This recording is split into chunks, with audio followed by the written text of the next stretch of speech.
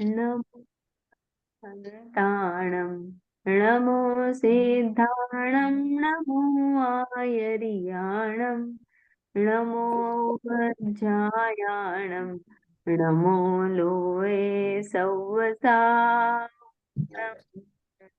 नत्वा जिनेन्द्रं गतसर्वदोषं तज्ज्ञे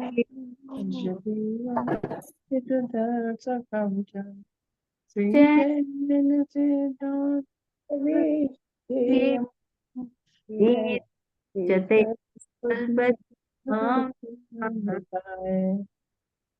हम गोपाल दास जी बरैया कृत जैन सिद्धांत प्रवेशिका पढ़ रहे हैं। उसमें हमने अभी पिछली बार क्या देखा था?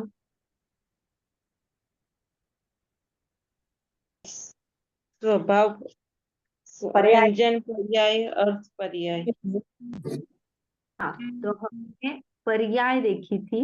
पर्याय देखी, पर्याय पहले, पर्याय जो हम द्रव्य और गुण हमारा ये हुआ था, उसके बाद हमने पर्याय स्टार्ट की थी। तो पर्याय हम देखना चालू किए थे। तो हमने पर्याय में व्यंजन पर्याय और अर्थ पर्याय ऐसे देखा था।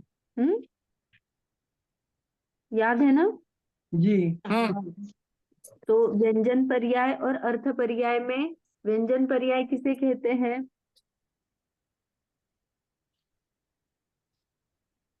गुणों को, विकार को पर्याय कहते हैं। व्यंजन पर्याय और अर्थ पर्याय दो उसका है। हाँ, गुणों के विशेष कार्य को पर्याय कहते हैं। बहुत बढ़िया, पर्याय की डेफिनेशन आपने बताई। मैंने कहा कि व्यंजन पर्याय किसे कहते हैं? व्यंजन पर्याय प्रदेशत्व के विकार, परिणमन या कार्य को व्यंजन पर्याय कहते हैं।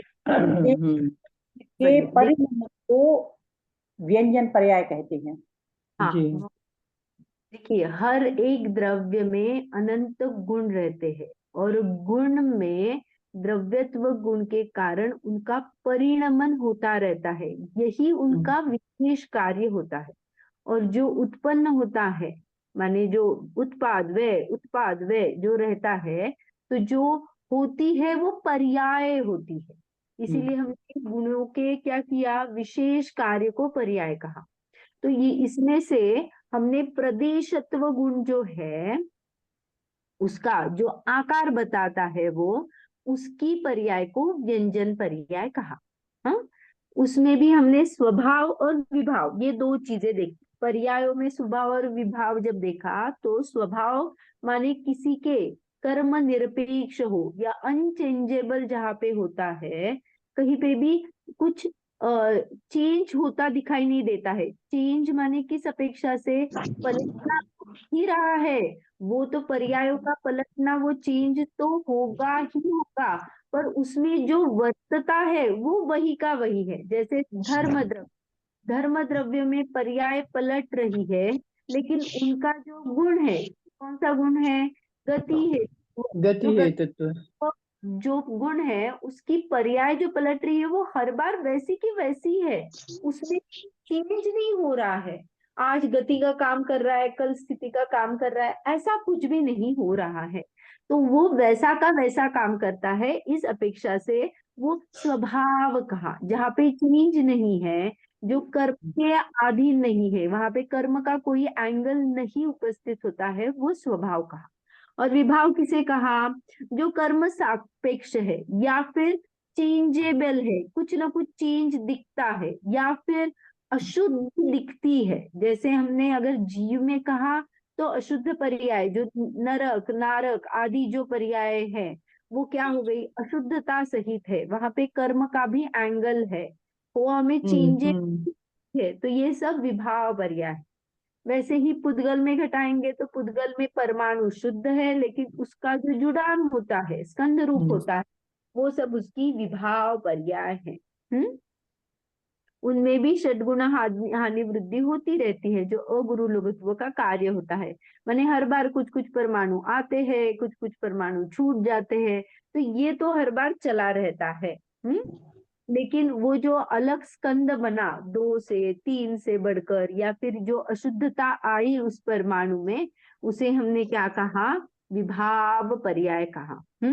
तो हमने कितने 6 द्रव्यों में से हमने सभी की क्या देखी थी, स्वभाव पर्याय देखी थी। तो कौन सा बताएगा मुझे स्वभाव पर्याय?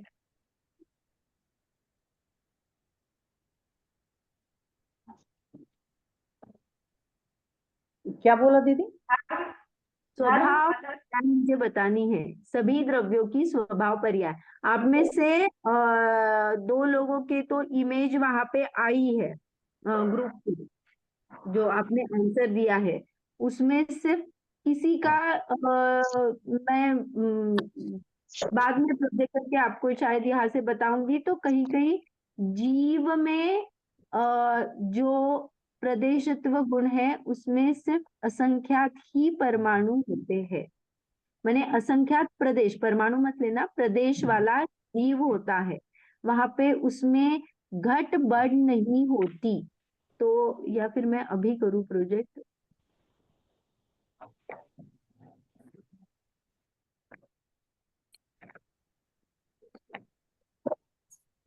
दीदी हाँ आपने याने 8 हे सांगितले होते ना, त्यातले जीव, पुद्गल हे 6 हाँ, झाले. पुढे कोण कोणते?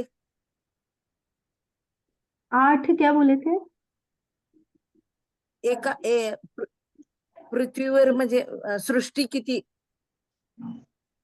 8 सृष्टी आहे. हाँ 8 पॉइंट थे, 8 पॉइंट थे वो। मग तेच की जीव, धर्म, आकाश, काल, पुद्गल हे 6 झाले आणि 2 कुठले मग? देखिए जीव में भी सूक्ष्म और स्थूल ऐसे कीजिए, और परमाणु में भी सूक्ष्म और स्थूल, ऐसे 2 भेद करके वहां पे 8 पॉइंट आ जाते हैं। मैं अभी उत्तर भेजने ही वाली हूँ उसका। यहाँ पे आया है, एक ने उत्तर दिया है वो लिख के। पहले मैं इसको क्लियर करती हूँ। ये जो है ये देखिए, यहाँ पे विभाव व्यंजन पर्याय लिखा है, वहां पे जीव के नीचे 2 प्रदेश से लेकर अनंत प्रदेशी लिखा है। ये बात पुद्गल में आती है, स्कंद में। हाँ हाँ, हाँ. जिसका उत्तर है वो ये करना, और बाकी ने जिन्होंने देखा है उसमें भी ये लगाना। जो 2 प्रदेश से लेकर अनंत प्रदेश ही लिखा हुआ है वो पुद्गल के बारे में लिखा हुआ है, जीव के बारे में नहीं। जीव असंख्यात प्रदेशी ही होता है, उसको शरीर प्रमाण जो होता है चारों गति का वो है, लेकिन असंख्यात प्रदेशी ही रहता है। तो ये जो ब्रैकेट में लिखा है वो पुद्गल के बारे में है, ये मुझे क्लियर करना था। और दूसरी बात,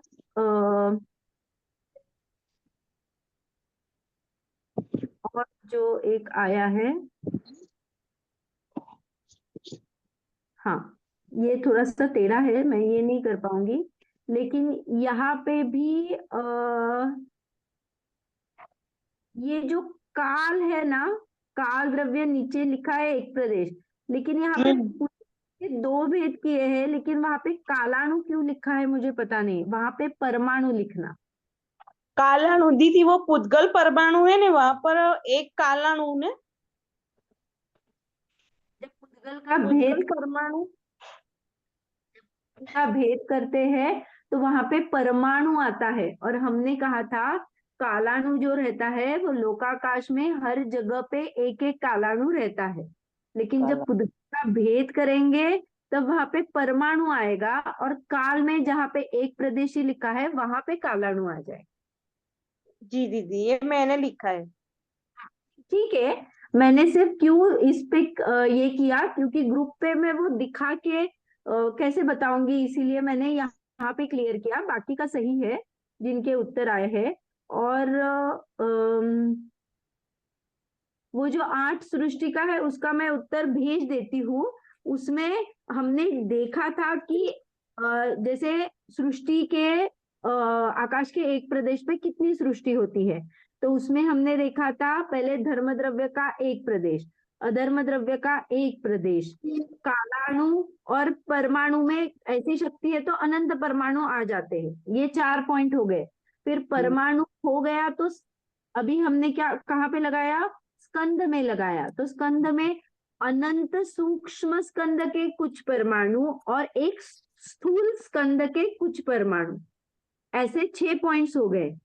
तो अभी 6 द्रव्य खत्म हो गए, 5 द्रव्य खत्म हो गए, अभी जीव रह गया। तो जीव जो है वो भी शरीरधारी होता है और उसमें भी सूक्ष्म और स्थूलता आती है, इसीलिए अनंत सूक्ष्म शरीरधारी जीवों के कुछ प्रदेश और उसके शरीर के भी कुछ प्रदेश, और एक स्थूलधारी जीव के और उसके शरीर के कुछ प्रदेश, ऐसे 8 पॉइंट आते हैं। माने एक जगह पे पुद्गल को कंसिडर करके बताया है स्कंद में अनंत सूक्ष्म स्कंद के कुछ प्रदेश, वहां पे आप सोचना कि वो अनंत सूक्ष्म स्कंद में अगर जीव होगा तो वो भी आ जाएगा ना, तो वैसा वाला वो 7वां और 8वां पॉइंट है। लिखे थे क्योंकि ना दीदी, हाँ उस दिन आपने बोले थे जब लिखे थे। हाँ लिखे थे, नहीं उनका प्रश्न आया, 6 तो आ गए, 2 कौन से रह गए, तो उसका उत्तर दिया मैंने अभी। हाँ, तो अभी हमने पर्याय देख रहे थे, तो पर्याय में मैं शेयर करती हूँ, इसमें से भी अभी पढ़ेंगे। ये आपको क्लियर हो गया ना, स्वभाव और विभाव व्यंजन पर्याय? हाँ दीदी। हाँ, तो पर्याय के बारे में तो हमारा अभी क्लियर हो गया है, हमें अभी आज घटाना क्या है। तो मैं अभी सिर्फ आपको डेफिनेशन इस बुक के आधार से, माने जो हमने तत्व ये किया था, उस बुक के आधार से, ग्रंथ के आधार से हम उसकी डेफिनेशन देखते हैं।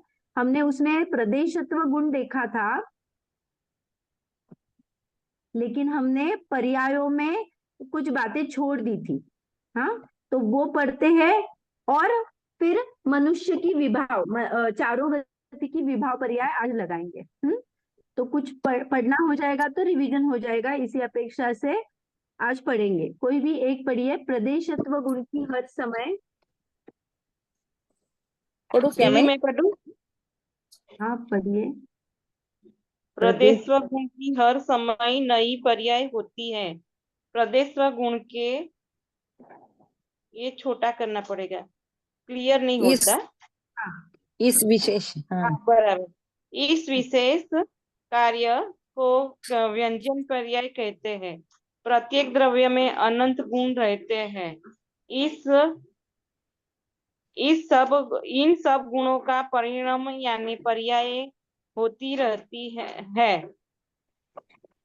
छोटा बड़ा करना पड़ता है ना, हाँ, छोटी रहती है। द्रव्यों में से केवल प्रदेशत्व गुण का कार्य बताने के लिए उसे व्यंजन पर्याय कहा है, और अन्य अनंत गुणों के पर्यायों से अर्थ पर्याय करते हैं। यह बहुत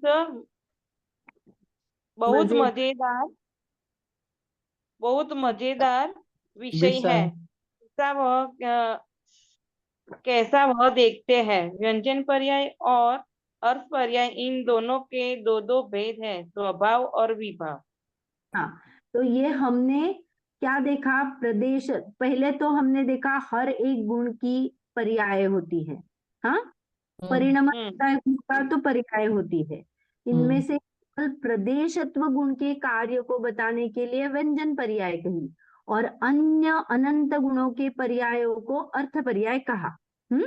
तो अभी जो स्वभाव और विभाव है, यहाँ पे ये दिख रहा है क्या, पर्याय, व्यंजन पर्याय, हाँ, अर्थ पर्याय। तो व्यंजन पर्याय, विभाव व्यंजन पर्याय, स्वभाव अर्थ पर्याय, विभाव अर्थ पर्याय। अभी सबकी डेफिनेशन एक साथ पढ़ते हैं तो आपको पता चलेगा कि क्या है। स्वभाव व्यंजन पर्याय, कोई दूसरा पढ़े? पर निमित्त पढ़ू पढ़ू क्या? के संबंध से रहित द्रव्य का जो आकार होता है उसे स्वभाव व्यंजन पर्याय कहते हैं। जैसे जीव का सिद्ध पर्याय में आकार, पुद्गल परमाणु का आकार। दूसरा विभाव व्यंजन पर्याय, पर निमित्त के संबंध से द्रव्य का जो आकार होता है उसे विभाव व्यंजन पर्याय कहते हैं। जैसे जीव के नरक आदि पर्याय, पुद्गल के स्कंद का आकार। स्वभाव अर्थ पर्याय, पर निमित्त के संबंध से रहत संबंध से प्रदेशत्व गुण को छोड़कर अन्य अनंत गुणों की पर्याय होती है उसे स्वभाव अर्थ पर्याय कहते हैं। जैसे जीव की केवल ज्ञान पर्याय पुद्गल परमाणु की पर्याय आकार को छोड़कर, विभाव अर्थ पर्याय पर निमित्त के संबंध से जो अर्थ पर्याय होती है उसे विभाव अर्थ पर्याय कहते हैं। जैसे जीव के राग द्वेष आदि पुद्गल स्कंद की पर्याय आकार छोड़कर अन्य 6 द्रव्यों में से रुकिए रुकिए। हाँ, हमने अभी देखिए स्वभाव व्यंजन पर्याय पर निमित्त के संबंध से रहित।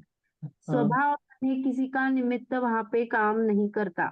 जो हमने कर्म निरपेक्ष अनचेंजेबल अशुद्धता नहीं होती ऐसा देखा, तो वहां पे लिखा है पर निमित्त के संबंध से रहित। द्रव्य का जो आकार रहता है माने प्रदेशत्व गुण, उसे स्वभाव व्यंजन पर्याय कहा। फॉर एग्जाम्पल में उन्होंने 2 इसके बताया है, जीव का सिद्ध पर्याय का जो आकार है वो, और पुद्गल का परमाणु का आकार कहा। वैसे द्रव्य का क्या रहेगा?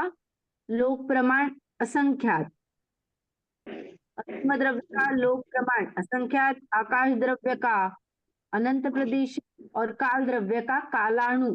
क्या हो गया? एक प्रदेश है कि दीदी? काल बोलिए। द्रव्य का एक प्रदेश चलेगा? काल द्रव्य का एक प्रदेश, एक प्रदेश कहो या कालाणु कहो, वही आता है। Okay okay. जैसे परमाणु भी एक प्रदेशी है, लेकिन पुद्गल जब कहेंगे तो परमाणु कहेंगे। वहां पे कालाणु सिर्फ काल को कह के, वह काल माने काल अणु एक प्रदेश, यही अर्थ है उसका। काल में कहेंगे तो कालाणु कहेंगे, पुद्गल में कहेंगे तो परमाणु कहेंगे, और अणु माने एक प्रदेश होता है। अभी हमने सभी 6 द्रव्य की क्या देखी? स्वभाव व्यंजन पर्याय देखी। अभी विभाव व्यंजन पर्याय पर निमित्त के संबंध से द्रव्य का जो आकार होता है, हाँ, यहाँ पे पर का निमित्त कारण है, माने क्या है? कर्म होंगे, कुछ न कुछ बंध योग्य क्या होगी उनकी अविभाग प्रतिच्छेद रहेंगे, इसीलिए पुद्गल क्या होगा? बंधेगा। हाँ, जो हमने देखा था ना 2 से अधिक, उनमें क्या हो गया? अविभाग प्रतिच्छेद में पर्याय में जो शक्ति रहती है, शक्ति के अंश रहते हैं, वो किससे नापते हैं? जैसे मैंने आपको क्या कहा, काल को नापना है मुझे, तो आप क्या कहते हो? समय में नापिए, क्योंकि समय एक छोटा अंश है। तो जो पर्याय है उसको कैसे नापूंगी मैं? तो उसका जो शक्ति का अंश है वो अविभाग प्रतिच्छेद है। वो अविभाग प्रतिच्छेद यूनिट है जिससे मैं पता कर सकती हूँ कि ये कितनी शक्ति का है।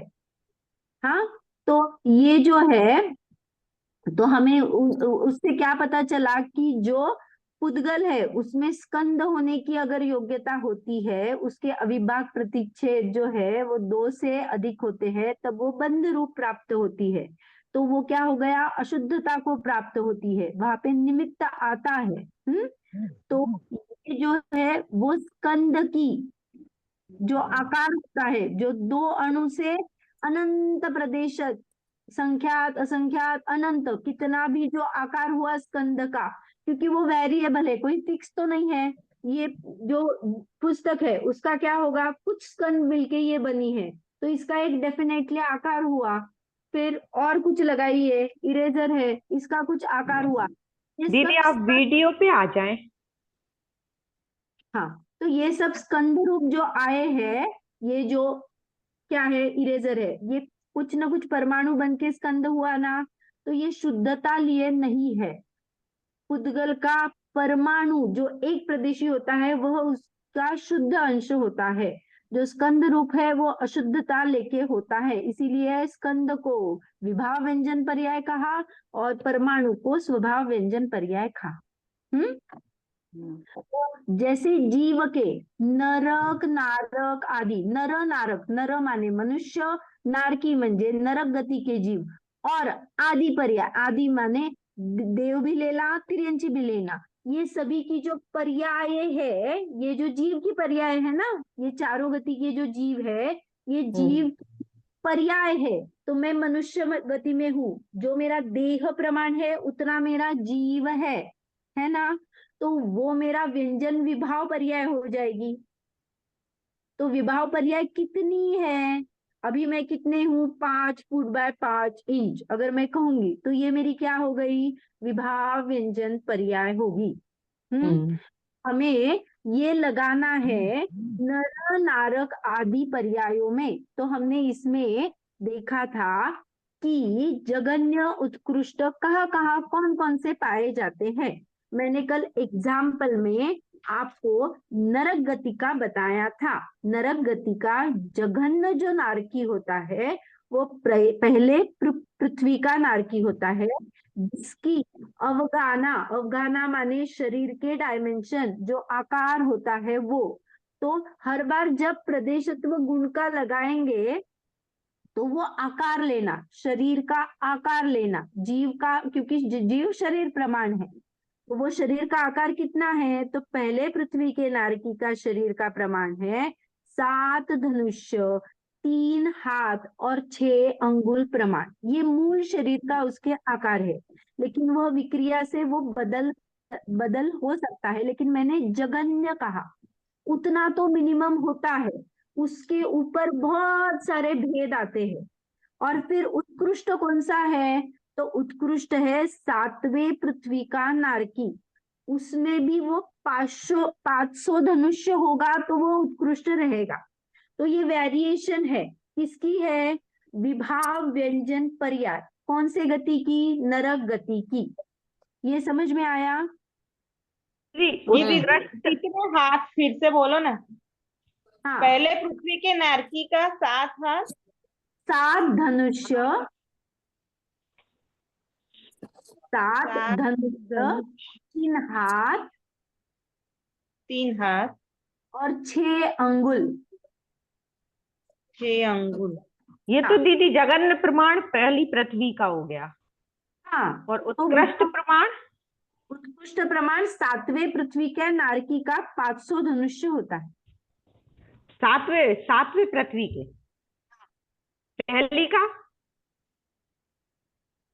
पहले का देखिए, पहले पृथ्वी का मैंने बता दिया, 7वें पृथ्वी का बता दिया। पहले पृथ्वी का है 7 धनुष्य, 3 हाथ और 6 अंगुल। आपको फॉर एग्जाम्पल मैं बताती हूँ, अगर मैंने कुछ नापा तो मैंने बहुत एग्जैक्टली माइन्यूट मुझे नापना है, मानो इसका मुझे लेंथ नापनी है इस इरेजर की, तो मैं कहूंगी ये 5 सेंटीमीटर, उससे 3 मिलीमीटर इतना उसकी लेंथ है, तो क्या हो जाएगा, वैसे ही ये 7 धनुष्य, उसके ऊपर कुछ है तो 3 हाथ है, और उसके ऊपर थोड़ा है तो 6 अंगुल है। ये कम कम होते जाते हैं, छोटा अंगुल होता है, उससे बड़ा हाथ होता है, उससे बड़ा धनुष्य है। ये डिस्टेंस माने शरीर का जो अंतर है, डिस्टेंस नापने के यूनिट है हमारे इसमें, अवगाहना जो शरीर की होती है। तो पहले पृथ्वी की जगन्य है ना, 7 धनुष, 3 हाथ, 6 अंगुल, जगन्य प्रमाण। और 7वें पृथ्वी की 500 धनुष्य है, उत्कृष्ट। हाँ, उत्कृष्ट। पहले पृथ्वी की उत्कृष्ट नहीं, पहले पृथ्वी की उत्कृष्ट मत लेना। देखिए, अच्छा। हम विभाव व्यंजन पर्याय देख रहे हैं, तो पूरे नरक की नारकी ले लो, तो नारकी का जघन्य और नारकी का उत्कृष्ट लेना है। हमें पहले पृथ्वी दूसरे पृथ्वी का यहाँ पे भेद नहीं करना है।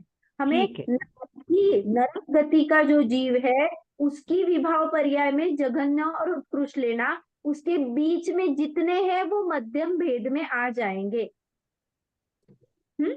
और ये भी समझ लेना कि उनमें विक्रिया होती है तो वो उनके शरीर में घटबढ़ कर सकते हैं, लेकिन जघन्य उतनी है, उससे कम नहीं होता है।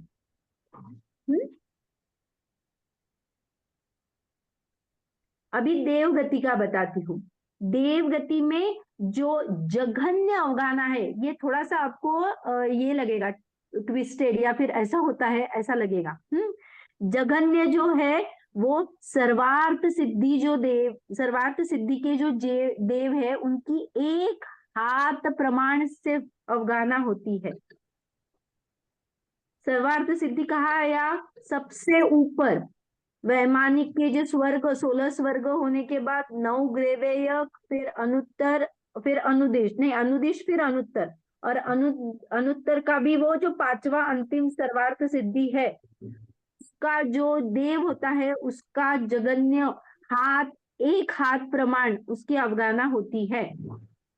और उत्कृष्ट भवनवासी देव जो है उसकी 25 धनुष्य अवगाहना होती है। अभी हम देवों में लगा रहे हैं, तो देव में चार प्रकार के देव आते हैं, भवनवासी, व्यंतर, ज्योतिष और वैमानिक। तो भवनवासी की तो पहले देवगति की जघन्य हो गई, फिर उत्कृष्ट कितनी बोली? एक हाथ प्रमाण, नहीं, एक हाथ उत्कृष्ट है, प्रमाण, उत्कृष्ट जगन्य है, एक हाथ प्रमाण, उत्कृष्ट हाँ 25 धनुष्य है। भवनवासी देवों की होती है, उत्कृष्ट होती है, वो 25 धनुष्य होती है। और फिर अगर हम लगाएंगे तो पहले और दूसरे स्वर्ग की कितनी होती है? 7 हाथ होती है। फिर उसके ऊपर कम कम कम होते जाते, ऊपर जैसे जैसे बढ़ोगे तैसे अवगाहना कम कम कम हो गए, लास्ट में सर्वार्थ सिद्धि की 1 हाथ प्रमाण हो जाती है, वो की जघन्य है। वहां पे सभी की एक हाथ नहीं होती है, हमने जघन्य लिया है। कुछ की एक हाथ होती है, उसमें भी वेरिएशन होते हैं जो मध्यम में चले जाएंगे। ये समझ में आया? हाँ। और देव व्यंतर की दीदी? नहीं, हमने पूरे देवों को लगाया है। हाँ, व्यंतर उत्कृष्ट भवनवासी की 25 धनुष और व्यंतर की? व्यंतर की मध्यम में आ जाएगी। मध्यम भेद है ना, हम जघन्य पूरे देवों का जघन्य और उत्कृष्ट ले रहे हैं। हम हर एक देव के नहीं कंसिडर कर रहे हैं जघन्य उत्कृष्ट। दीदी एक थोड़ा सा मन में ऐसा आ रहा है, जैसे भवनवासी की 25 धनुष होती है अवगाहना, तो ये हाँ। तो मध्य लोक में होते हैं, जैसे अपने भवनों में भी होते हैं भवनवासी, तो इतना बड़ा तो भवन अपना है नहीं। नहीं नहीं, ये ना देखो, देव का क्रिया जो देवों का रहता है ना, उनका शरीर वैक्रिक शरीर होता है। हाँ, हमें तो आपको दिखते हैं क्या भवनवासी देव? नहीं, नहीं, सर देव आते हैं। एक्चुअली अगर बोलते हो तो भवनवासी कहाँ है, तो ये ऊपर है, कुछ कुछ नीचे है हमारे, लेकिन मध्यलोक अगर देखोगे तो बहुत बड़ा है। हमारे घरों में आते हैं तो उनकी अवगाहना वैसी होनी चाहिए, तो वो अड़े, ऐसा नहीं है यहाँ पे। आपका प्रश्न बहुत सुंदर है कि उनकी अवगाहना 25 धनुष्य है, लेकिन यहाँ पे उत्कृष्ट कही है, तो उत्कृष्ट कौन से काल में रहेगी? तो ठीक। काल का भी होता है। सर्वार्थ सिद्धि, सर्वार्थ सिद्धि में रहेगी। आप कंफ्यूज कर रहे हो, यहाँ पे उल्टा जाना है। हमने पहले नरकों की जो ये देखी थी, तो 7 धनुष्य देखी थी, लेकिन 7वें नारकी की कितनी देखी थी? धनुष। देवगति में उल्टा है। भवनवासी माने देवों में बहुत उच्च कुल नहीं है वो भवनवासी का। भवनवासी, व्यंतर, ज्योतिष, ये देवों नीच के कुल के देव है। कुल के देव हैं, जो वैमानिक देव होते हैं, जिनकी स्टार्टिंग ही 7 हाथ से होती है। और ऊपर ऊपर देखो, शरीर का होना इतनी अच्छी बात नहीं है। जैसे जैसे ऊपर ऊपर के देव होते हैं, उनकी अवगाहना कम कम होते जाती है। तो इसीलिए जो सर्वार्थ सिद्धि के देव है, उनका एक ही हाथ, उनकी अवगाहना है वो जो छोटी है। तो आप अगर ऐसा लोगोगे उत्कृष्ट है तो सर्वार्थ सिद्धि देव के है, ऐसा नहीं है। भवनवासी देव है। देखिए, उत्कृष्ट अवगाहना कितनी है हम देखेंगे, 25 धनुष्य। जघन्य कितनी है? एक हाथ है। फिर कौन से देवों की, ये प्रश्न आता है, इसीलिए ये बताया कि सर्वार्थ सिद्धि देव में है, जो उनकी एक हाथ है, और भवनवासी है, उनकी 25 धनुष है। लेकिन काल का दोष आता है, जैसे अभी मनुष्य की देखते हैं, मनुष्य में सबसे बड़ी उत्कृष्ट अवगाहना किसकी होती है? 500 धनुष्य होती है, उत्तम भोग मनुष्य की। या फिर आप उनको 3 कोस प्रमाण भी लिख सकते हो, उत्कृष्ट 3 कोस है। तो काल का जो दोष, मैंने काल का जो परिवर्तन होता है, तो पहले काल में 3 कोस रहता है, फिर दूसरे काल में 2 कोस उत्कृष्ट रहती है, तीसरे काल में 1 कोस हो जाती है, चतुर्थ काल में 500 धनुष्य हो जाएगी, पांचवें काल में 7 हाथ हो जाएगी, और छठे काल में 2 हाथ का जीव रहेगा। ये उत्कृष्ट मैंने बताई काल के प्रमाण में। जैसे जैसे काल कम कम होता जाता है, वैसे वैसे क्या हो जाता है? प्रमाण घट जाता है। तो ये मनुष्य की जो है, तो उत्कृष्ट कितनी है? उत्तम भोग भूमि का जो है 3 कोस, उसकी उत्कृष्ट अवगाहना है। चतुर्थ काल तक आते आते 500 धनुष हो जाती है। हाँ, समझ में आया? तो मनुष्य का जो जीव है, उसकी उत्कृष्ट अवगाहना 3 कोस लेना, किस जीव की? उत्तम भोग भूमि जीवों की। और जघन्य किसकी है? तो जो छठवा काल होगा, जो छठवा काल के अंत में लेना, क्योंकि जैसे जैसे काल तो बहुत बड़ा है ना, तो उसमें से छठवें काल के अंत में जो जीव उत्पन्न होगा, उसका 1 हाथ प्रमाण जो उसकी अवगाहना रहेगी, वो जघन्य रहेगी। तो मनुष्य गति में उत्कृष्ट 3 कोस, जो कि भोग उत्तम भोग भूमि का जीव रहेगा, और जघन्य छठवें काल का अंत 1 हाथ प्रमाण, ऐसा लिखना। तो अभी मेरी कितनी है? मेरी तो फूट में आती है, ना कोस में है, ना धनुष्य में है। तो क्यों? मेरी तो उत्कृष्ट होनी चाहिए ना कहीं पे। तो जैसे जैसे काल घटता है, वैसे वैसे आयु का भी क्या हो जाता है? घटबढ़ हो जाती है। ये आया समझ में? अवगाहना भी गड़बड़ हो जाती है आयु के साथ, है ना? आप अगर देखते हो चतुर्थ काल में पहले हाइट कितनी ज्यादा थी, अभी कितनी कम कम कम कम होती जा रही है। आप अगर आपके परदादा या किसी को पूछोगे, तो उनके टाइम में बहुत बड़ी हाइट रहती थी। हम अभी के काल दोष को भी लेंगे ना, तो आजकल कितने ज्यादा पॉपुलेशन ही देखो, चाइनीज कितने लोग हैं, तो जीवों की हाइट कितनी छोटी छोटी होती जा रही है। जो भी बच्चे पैदा हो रहे हैं, उनकी भी बहुत ज्यादा हाइट कहाँ होती है आजकल? नहीं होती। हाँ, तो इससे हमें अंदाजा आ जाता है, काल काल जैसे कम कम होता जाएगा, वैसे वैसे हाइट क्या होने वाली है? कम होने वाली। कम होने हम्म? वाली। हाँ, तो हमने नारकी का देखा, देवों का देखा, मनुष्य का देखा। अभी रह गए तिर्यंच। तो विभाव व्यंजन पर्याय देख रहे हैं हम।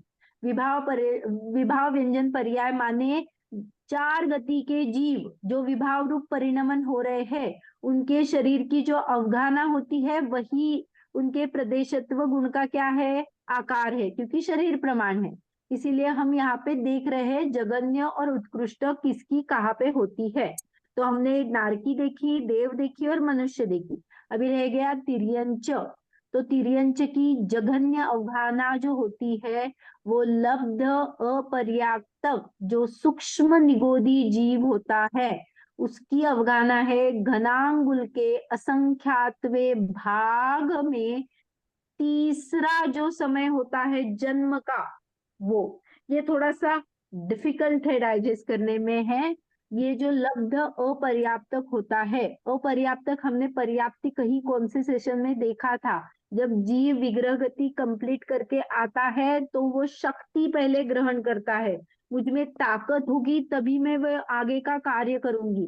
तो वो शक्तियां ग्रहण करता है, और फिर शरीर आदि रचना चालू हो जाती है। परमाणु ग्रहण करते हैं, फिर वो आहारक होता है, हमने ये देखा था। तो ये जो लब्ध अपर्याप्तक जीव है। अपर्याप्तक जीव ऐसा होता है जिसकी पर्याप्ति कभी कंप्लीट ही नहीं होती है, वो उसमें ही मर जाता है। आपने छडाला की लाइन देखो, सुनी होगी, एक श्वास में 8-10 8 बार। 10 बार है, जन्म्यो मरियो अनंत 10 बार। तो ये जो है वो जो एक श्वास में 18वें माने एक श्वास का 18वां भाग लेना, उसमें जो जीव जन्मता है मरता है, क्योंकि वो पर्याप्त ही नहीं हो पाता है। जन्मा क्या मरा क्या, कितना सूक्ष्म उसका वही चलता रहता है। वो उसके जीव के शरीर का जो है, हाँ, उसका जो शरीर है वो सूक्ष्म निगोदी कहते हैं उसको। हाँ, लब्ध अपर्याप्तक सूक्ष्म निगोती जो जीव है, उसका जो घनांगुल के असंख्यातवें भाग, हमने पीछे नरक में देखा ना अंगुल, वैसा ये है घनांगुल। तो घनांगुल के असंख्यातवें भाग माने असंख्यात से उसको डिवाइड करने का जो राशि आती है, तो वो जो है वो है उसकी जघन्य अवगाना। तो वो कब होती है? तो जब भी जैसे है कि जब जीव जन्म लेता है तो पहले समय में उसके शरीर की अवगाना रेक्टेंगल टाइप होती है, दूसरे समय में वो रेक्टेंगल का जो कुछ कुछ पार्ट हट जाता है वो स्क्वायर हो जाता है, और फिर तीसरे समय में वो गोलाकार हो जाता है।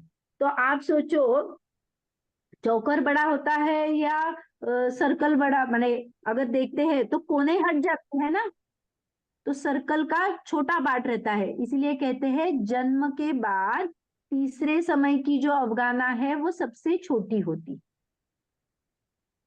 किसकी? लब्ध अपर्याप्तक सूक्ष्म निगोती जीव की। और वो भी कौन से भव की? तो ये जो ये जो लब्ध अपर्याप्तक जीव है ना, वो 6012 पर्याय वो उसी में शिफ्ट करता है। माने मैक्सिमम कितनी पर्याय ले सकता है? जैसे मैंने अभी क्या किया, लब्ध पर्याप्तक बनी तो मेरी पहली पर्याय, फिर मैं मर गई, फिर मैं लब्ध पर्याप्तक बन गई, ऐसे मर गई, फिर लब्ध पर्याप्तक बन गई, ऐसे करते करते लास्ट का जो रहेगा वो मेरी कौन सी? 6012, 6012, वो जो अंतिम पर्याय है उसका जो एक अंतर्मूर्त होता है उसका तीसरा समय, माने वो भव भी कौन सा लेना? लब्ध पर्याप्तक का लास्ट का, क्योंकि हमने देखा ना जैसे स्टार्टिंग में बड़ी बड़ी होती है तो हमें छोटी चाहिए ना, जघन्य वाली चाहिए। तो मेरा जो लास्ट का अंतिम भव रहेगा 6012वां, उसका वो तीसरा समय लेना, उसमें जो है वो क्या होती है? जघन्य अवगाना होती है। हाँ, तो आप अभी इतना ही अपेक्षित है आपसे। आप लिखते टाइम में क्या लिखोगे? आप ऐसे ये लेना, तिर्यंचों में आप ऐसा लेना, लब्ध अपर्याप्तक का घनांगुल के असंख्यत्वा भाग जो है वो सबसे छोटी अवगाना होती है।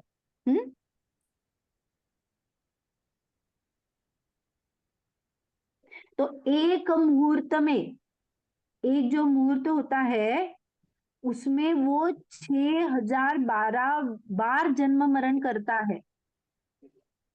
तो वो उसका जो 6012वां लास्ट का भव है ना, उसका तीसरा समय लेना, तो वो जगन्य अवगाना होती है। ये बहुत सूक्ष्म कथन है, आप उतना अगर नहीं समझ में आ रहा है तो छोड़ देना, सिर्फ इतना या ये लिखना कि ये सूक्ष्म निगोती के लब्ध अपर्याप्तक की घनांगुल के असंख्यातवें भाग जो प्रमाण उसकी अवगाना है वो जगन्य तिर्यंच गति की अवगाना है।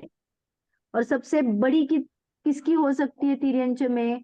तो आपने ये अपना मध्य लोक है वो द्वीप समुद्र ऐसे है ना, अपना कौन सा है? जम्बू द्वीप, फिर लवण समुद्र, ऐसे करते करते जो लास्ट का समुद्र है वो है स्वयं भूरमण समुद्र। वहां पे जो तिर्यंच है, जो महामत्स्य है, उसकी अवगाना सबसे बड़ी होती है। उसकी अवगाहना है 1000 योजन लंबी, 500 योजन चौड़ी और 250 योजन मोटी। इतनी बड़ी अवगाहना का वो महामत्स्य है। अगर आप जो छोटा योजन है, माने 1 योजन 4 कोस का होता है, छोटा योजन। हाँ, योजन में भी 2 प्रकार फिर है। से एक बार बोलो ना। मध्यलोक में स्वयंभू समुद्र लवण समुद्र में होते हैं, उनकी कितनी अवगाहना होती है? लवण समुद्र दूसरा समुद्र है, मैंने पहला समुद्र। स्वयंभू रमण में स्वयंभू अंतिम लवण समुद्र है। ऐसे द्वीप समुद्र चले जाओ तो लास्ट का जो मध्यलोक का समुद्र है वो स्वयंभू लवण समुद्र है। तो वो जो स्वयंभू जो समुद्र है उसमें महामत्स्य करके जीव पाया जाता है, माने मछली जाति का है वो महामत्स्य। तो उसकी अवगाहना सबसे बड़ी होती है 1000 1000 योजन लंबी उसकी लेंथ है, 500 योजन चौड़ी उसकी ब्रेथ है और 250 योजन मोटी उसकी हाइट है। 500 योजन दीदी चौड़ी है, चौड़ी। चौड़ी, हाँ। और 250 योजन मोटी है। क्यूब हम नापते हैं ना, अगर अब कोई क्यूब है तो क्यूब को कैसे काटते हैं? लेंथ, ब्रेथ और हाइट रहती है। वैसे इस महामत्स्य की 500 बाय 1000 बाय 500 बाय 250 ऐसी उसकी अवगाहना इतनी बड़ी है। तो ये योजन क्या होता है, तो थोड़ा सा आपको भाव भासना के लिए बता रही हूँ। छोटा योजन और बड़ा योजन होता है। छोटा योजन 4 कोस का होता है और बड़ा योजन, प्रमाण योजन कहते हैं उसे, वो 2000 कोस का योजन होता है। तो एक कोस माने कितना, 4 कोस माने कितना होता है पता है क्या? 13 किलोमीटर लगाना। कितना कहा? 14 किलोमीटर।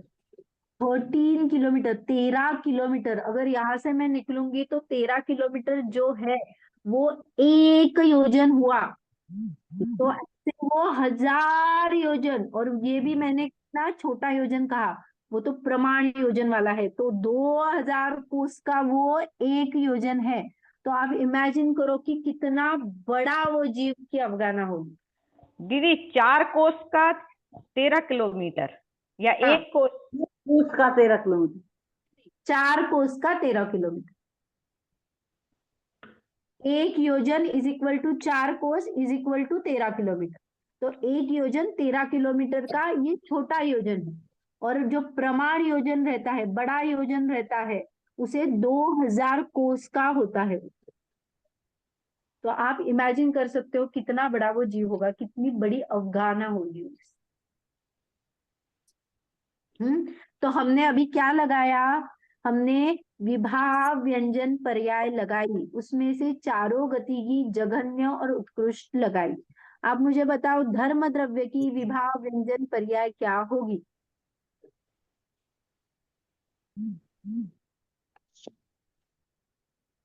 लोका का संख्यात प्रमाण। मैंने कहा धर्म द्रव्य की विभाव व्यंजन पर्याय क्या होगी?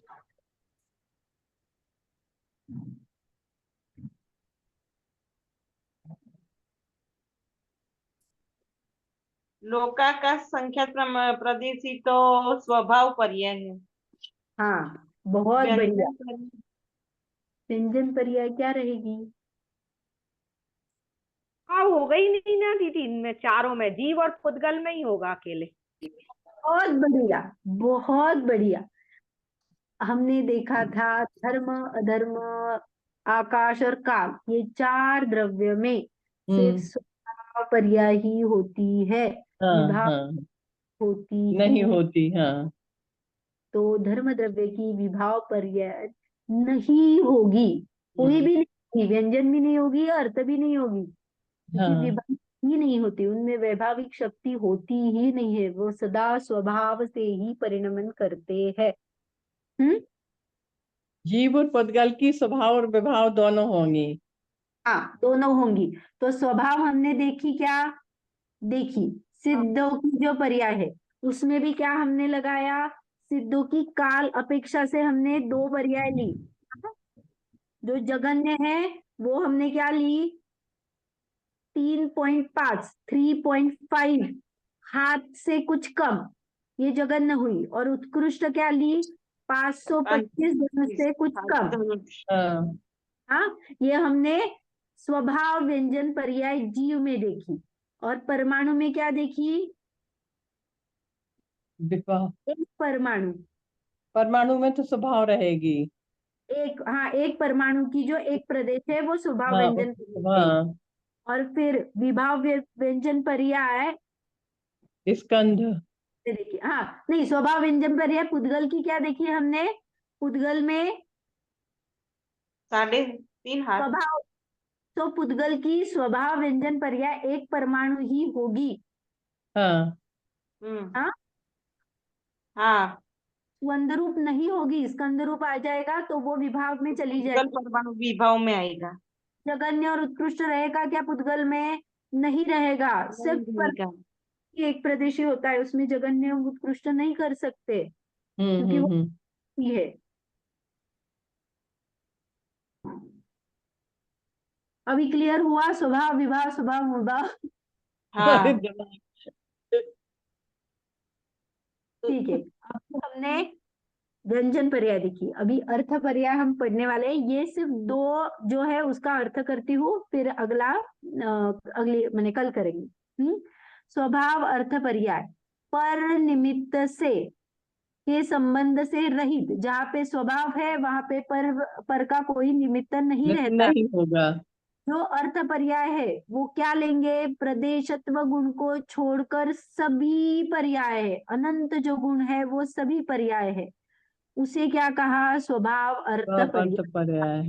फॉर एग्जाम्पल, जीव की कितनी अर्थ पर्याय हो सकती है? तो ज्ञान में केवल ज्ञान पर्याय, सुख में पूर्ण सुख का जो परिणमन हो रहा है वो, दर्शन में अनंत दर्शन वाली पर्याय।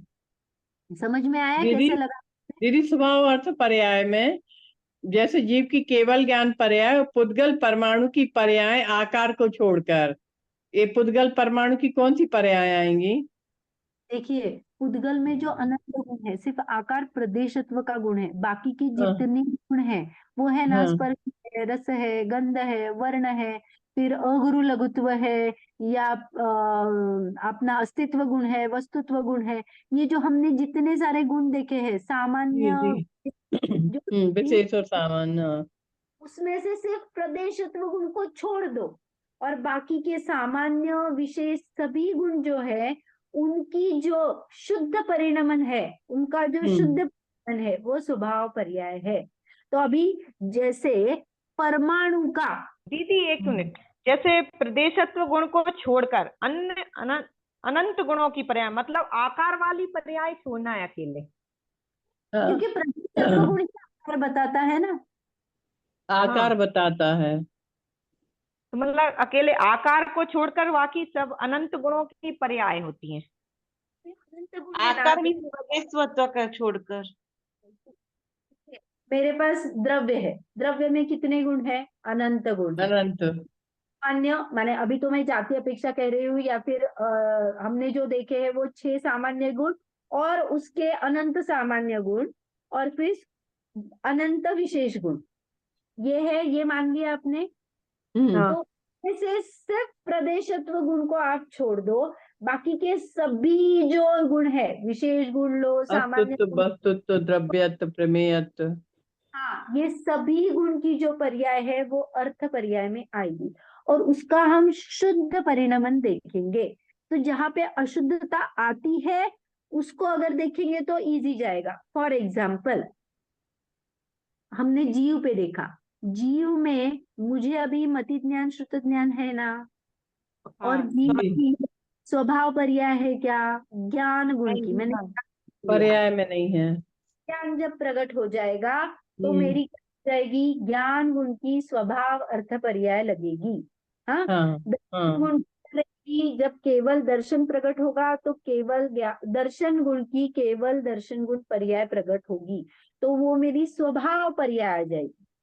हम्म तो यहाँ पे अगर आप देखोगे तो सिद्धों की ही सिर्फ जैसे हमने प्रदेशत्व में सिद्ध लिया था, तो यहाँ पे स्वभाव अर्थ पर्याय में केवल ज्ञान गुण की अपेक्षा लेंगे तो अरहंत भी आएंगे कि नहीं?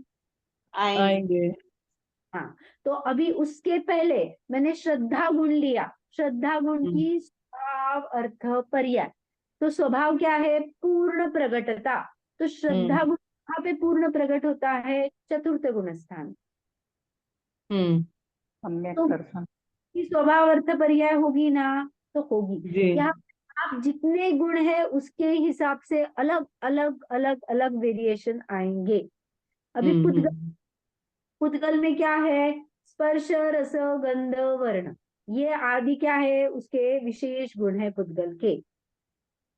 तो पुद्गल में जो परमाणु की पर्याय है उसमें भी स्पर्श रस गंध वर्ण होगा ना?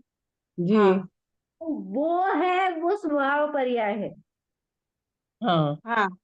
पुद्गल एक का परमाणु स्वभाव है। हाँ तो जब स्कंद रहेगा उसके परमाणु की, हाँ, परमाणु में स्वभाव है और स्कंद में विभाव है।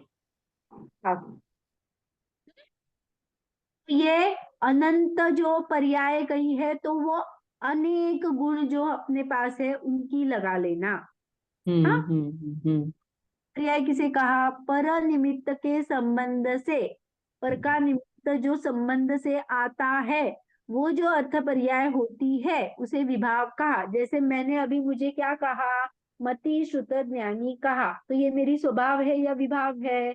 तो हमें बैक ट्रैक करके जाना है। देखिए कभी भी कुछ पूछा ना तो ये कौन से गुण का है पर्याय? तो ज्ञान गुण की। तो ज्ञान गुण का पूरा उघाड़ है क्या? नहीं, मति श्रुत ज्ञान है, केवल ज्ञान नहीं है, उसमें कुछ तो आवरण है ना? ज्ञान जी। आवरण निमित्त है, तो वो क्या हो गई? विभाव व्यंजन अर्थ पर्याय हो गई। क्या हो गई? विभाव अर्थ अर्थ पर्याय। पर्याय। हाँ, जैसे मैंने जी। अभी क्या किया? मेरे चारित्र गुण को लिया, मेरे चारित्र गुण में राग द्वेष विद्यमान है ना? है, तो वो क्या हो गई?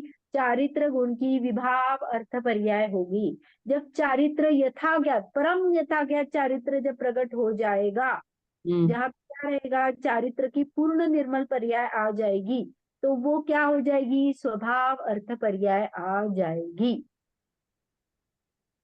समझ में आ गया? जी। तो अगर विभाव पर्याय हमें लगाना है तो सिर्फ जीव और पुद्गल में लगेगा। जी, जी। स्वभाव तो विभाव दोनों। जीव का अर्थ पर्याय अगर लेंगे, अभी अर्थ पर्याय, हाँ विभाव पर्याय छोड़ दो, व्यंजन पर्याय छोड़ दो, अभी अर्थ पर्याय चल रही है। तो जीव की विभाव अर्थ पर्याय क्या रहेगी? ये सब अपने राग द्वेष परिणाम, कुमति मोह राग द्वेष। मैंने ज्ञान के जो भेद है, केवल ज्ञान छोड़ के सभी जो ज्ञान होते हैं वो सभी क्या होते हैं? अर्थ पर्याय में आ जाएंगे। ये विभाव अर्थ पर्याय कहलाएंगे ना, केवल ज्ञान छोड़ के। ज्ञान गुण के, क्या दीदी? ज्ञान गुण में लेंगे तो केवल ज्ञान छोड़ के केवल ज्ञान को जितने छोड़ के। अच्छा अच्छा, ठीक। क्या हो गया? विभाग। अगर मैं चारित्र गुण लूंगी तो चारित्र गुण में क्या करूंगी? राग द्वेष जो भी है, जहाँ पे शायिक चारित्र नहीं आता है जब तक, वो छोड़ के सभी जो पर्याय है वो विभाव अर्थ पर्याय विभाव हो अर्थ पर्याय। चारित्र गुण की।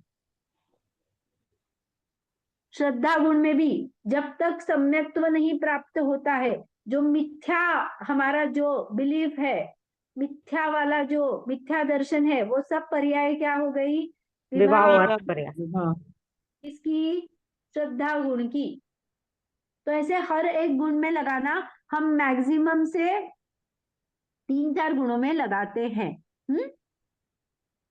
श्रद्धा, ज्ञान गुण, दर्शन गुण, चारित्र गुण, यहाँ पे मैक्सिमम ये लगते हैं। वीर्य गुण की कहाँ पे? वीर्य गुण है ना हमें, तो जो अनंत वीर्य जो प्रकट होता है वो क्या हो गई? उसकी फाइनल शुद्ध पर्याय हो गई, स्वभाव अर्थ पर्याय वीर्य जी। गुण की।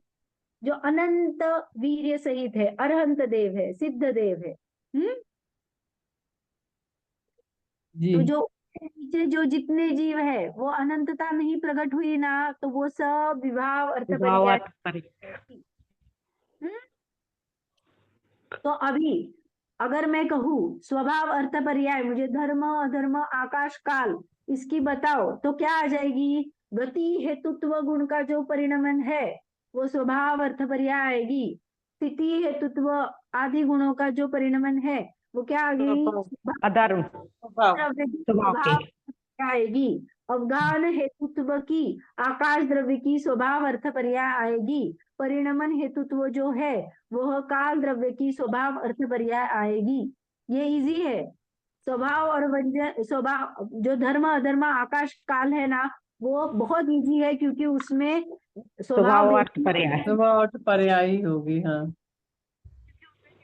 ही नहीं है, तो सिर्फ स्वभाव ही होता है। और वो हमें तो एक एक गुण ही विशेष गुण बताया गया है, आदि बोल दिया है, तो हम यहाँ पे भी आदि बोल के छोड़ देंगे।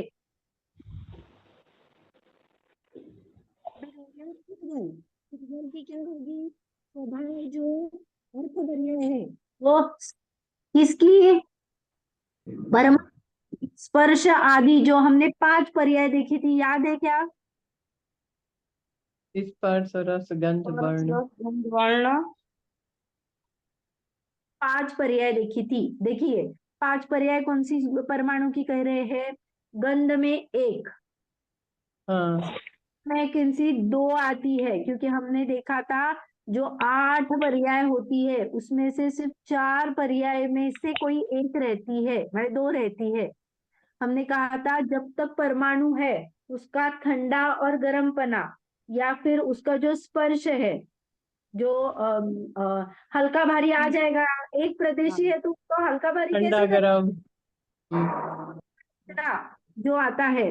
तो वो पुद्गल की जो 5 पर्याय हमने देखी थी, वो 5 पर्याय स्वभाव पर्याय आ जाएंगी। समझ में आया? आपको याद है क्या हमने पर्याय पर्याय की थी? हाँ, रस गंध ठंडा गरम, फिर वो लीसा था, गरम। सर्वश्रा, देखिए स्पर्श और नहीं, देखिए स्पर्श गुण की जो है वो स्निग्ध और रुक्ष में कोई एक आ जाएगा, ठंडा और हाँ, गर्म में एक आ जाएगा। तो स्पर्श ठंडा गुण गरम स्निग्ध रूक्ष। हाँ 2 ही पर्याय आ जाएगी, रस का 1, वर्ण का 1 और गंध का 1। ऐसे उद्गत की सिर्फ 5 परमाणु की पर्याय आती है, जो कि स्वभाव अर्थ पर्याय है। और व्यंजन पर्याय सभी स्कंद की आ जाएंगी। स्कंद में जो स्पर्श की हल्का भारी कड़ा नरम ये जो आती है, वो सभी क्या स्कंद की सभी पर्याय क्या हो जाती है? भाव में आ जाती है। चिकना, हाँ रूखा चिकना भी आएगा ना विभाव अर्थ पर्याय में। में स्कंद की विभाव जो पर्याय है ना, उसमें सभी आ जाएंगे, क्योंकि वो हाँ। विभाव स्कंद ही विभाव रूप है ना, तो उसमें सभी पर्याय जो 20 पर्याय पूरी है, यानी स्पर्श की 8, रस की 5, गंध की 2, वर्ण की 5, ये सब जो पर्याय आती है वो सभी आ जाएंगी विभाव पर्याय। तो अभी ये क्लियर हुआ क्या? स्वभाव इसमें भाषा वर्गना और ये सब लेने का भाषा रूप, हाँ लेने लगा ना, सभी वर्गणाएं आ जाएगी जो स्कंद रूपी होती है ना, भाषा वर्गणा आहार वर्गणा ये सभी आ जाएंगी। जो परमाणु रूप है वो स्वभाव रूप है, जो स्कंद रूप है वो विभाव रूप है।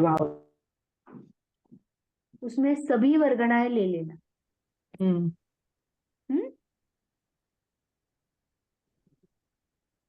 और हमने जो ये वर्गणाएं देखी थी वो स्कंद के भेद देखे थे ना, भाषा वर्गणा आहार वर्गणा।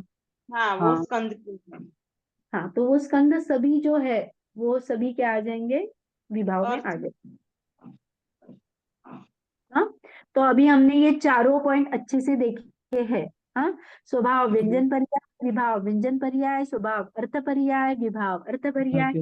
मैं एक्सपेक्ट करती हूँ कि आप मुझे कल विभाव का, जिसने व्यंजन का बनाया है बहुत अच्छा है, आप विभाव का भी जिसने नहीं बनाया वो चार्ट बनाइए, और 6 द्रव्यों में अर्थ पर्याय का भी चार्ट बनाइए। लेकिन अर्थ पर्याय में बाकी के गुण तो इजी आएंगे, धर्म अधर्म आकाश काल में। सिर्फ पुद्गल में भी इजी आएगा, क्योंकि यहाँ पे परमाणु और स्कंद ही लेना है आपको अर्थ पर्याय में। स्पर्श आदि का ऐसे ही लिख के छोड़ दिया तो भी चलेगा। लेकिन जीव में आप थोड़ा सा एटलीस्ट ज्ञान गुण, चारित्र गुण, श्रद्धा गुण, इतने का भी, एक दो का भी वर्णन करोगे तो इजी रहेगा, तो वहां पे आपको पकड़ में आएगा। तो इसका भी आप बनाएंगे। अभी यही पे खत्म करते हैं। किसी को कुछ प्रश्न है या चार्ट बनाने में डिफिकल्टी आ रही है तो पूछना। हाँ, अभी हम जिनवानी स्तुति करते हैं, उसके बाद जी। में किसी के प्रश्न है तो लेंगे। निज निधि निज में बताई यह का है जिसके लिए भवानी माँ को वंदना सतबार है।